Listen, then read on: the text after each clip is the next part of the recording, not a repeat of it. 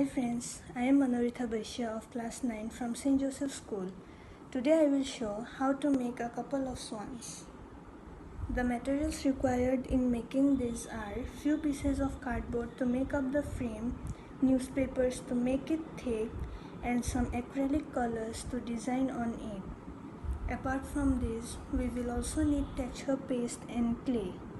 So hope you like it and let's start.